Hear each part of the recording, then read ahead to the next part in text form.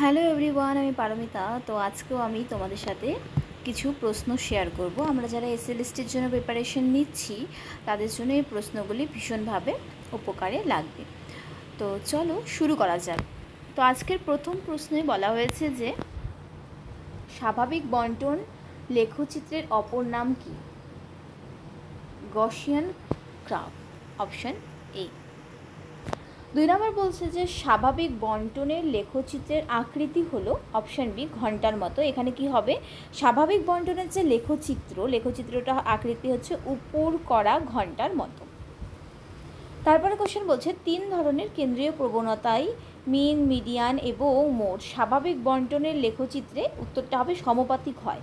দেখো এখানে লেখা আছে স্বাভাবিক বন্টনের মানে নর্মাল ডিস্ট্রিবিউশনের গড় মিন, মিডিয়ান এবং মোড এর মান 1 হয়। এর মান 1 হয় মানেই হচ্ছে সমানুপাতিক হয়।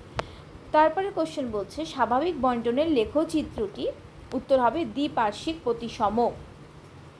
এর পরের প্রশ্নে বলা হয়েছে স্বাভাবিক বন্টন লেখচিত্রের একটি বৈশিষ্ট্য হচ্ছে অপশন সি, এটি অসীম পথ প্রশস্ত এবং এক্স অক্ষ স্পর্শ করে না।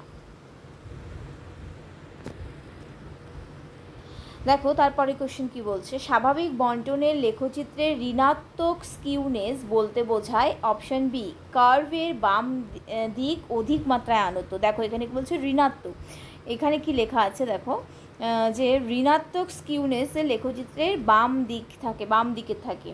তারপরে কোশ্চেন বলছে স্বাভাবিক বন্টনের লেখচিত্রে ধনাত্মক স্কিউনেস বলতে বোঝায় এটা হচ্ছে ডান দিকের মাত্রা আনত।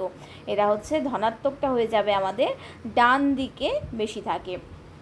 তারপরে স্কিউনেসের সূত্র এখানে লেখা আছে অপশন ডি হবে, দেখে নাও।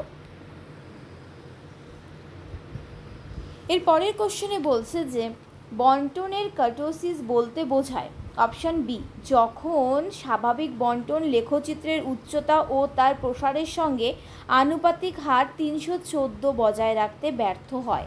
দেখো এখানে লেখা আছে। এরপরে বলছে স্কিউনেসের সূত্র, এই যেখানে লেখা আছে অপশন এ হয়ে যাবে, দেখে নাও।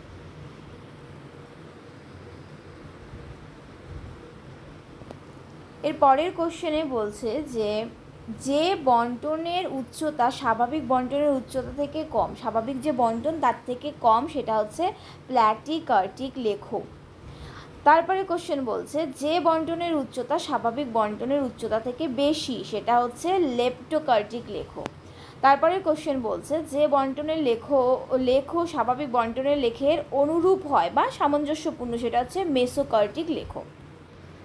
দেখো এখানে লেখা আছে যে এই সামঞ্জস্যপূর্ণ উচ্চতা সম্পন্ন লেখককে বলা হয় মেসোকার্টিক।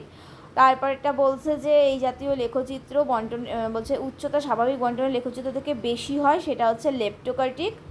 তারপরটা বলছে যে এই বন্টনের স্বাভাবিক বন্টনের উচ্চতা থেকে কম হয় সেটা হচ্ছে প্ল্যাটিকার্টিক বন্টন, যেটা কম সেটা হচ্ছে প্ল্যাটি, যেটা হচ্ছে মানে সামঞ্জস্যপূর্ণ সেটা হচ্ছে মেসো, আর যেটা একটু উঁচু হয় সেটা হচ্ছে লেপ্টোকার্টিক।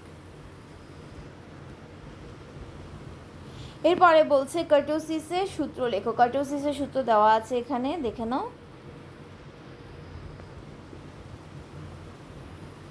এরপরের কোশ্চেন বলছে টি স্কোর এক ধরনের পরিবর্তিত আদর্শ স্কোর যার গড় হচ্ছে 50। এইখানে লেখা আছে দেখো আদর্শ স্কোর যার গড় 50 আর সম্মুখ চ্যুতি হচ্ছে 10। এরপরের কোশ্চেনে বলছে টি স্কোরের এক ধরনের পরিবর্তিত আদর্শ স্কোর যার সম্মুখ চ্যুতি হলো 10। দেখো এখানে কি বলছে টি স্কোরের পরিমাপক স্কেল শুরু হয় অপশন সি মানে 5 SD বিন্দু থেকে, আর টি স্কোরের পরিমাপক স্কেল শেষ হয় হচ্ছে +5 SD বিন্দু থেকে। আচ্ছা, তারপরে কোশ্চেন বলছে যে টি স্কোরের পরিমাপক স্কেলের সূচনা বিন্দুর মান ধরা হয় 0, আর টি স্কোর পরের কোশ্চেন টি স্কোরের পরিমাপক স্কেলের শেষ বিন্দুর মান ধরা হয় 100। দেখো এখানে সব লেখা আছে। পরের কোশ্চেনে যেমন বলছে যে পরিমাপক স্কেলে যে বিন্দুর নিচে 25% স্কোর আছে তাকে বলা হয় হচ্ছে Q1। পরের কোশ্চেন কি বলছে টি স্কোরের নির্ণয়ের সূত্রটি হলো, দেখো এখানে লেখা আছে 10Z + 50।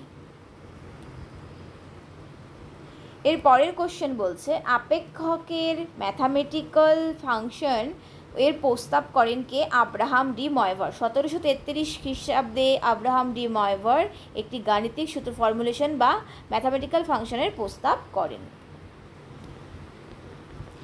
এর পরের কোশ্চেন দেখো কি বলছে, জেড স্কোরের সূত্র অপশন এ হয়ে যাবে, এখানে দেখে নাও।